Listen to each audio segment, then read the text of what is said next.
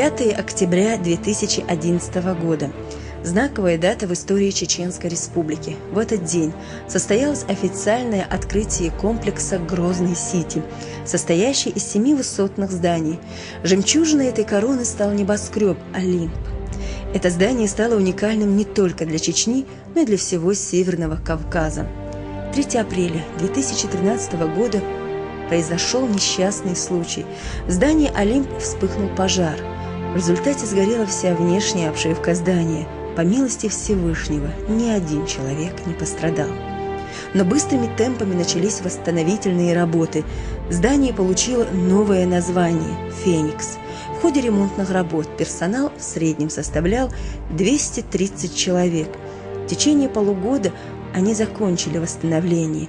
В результате жемчужина заблистала с новым особым блеском.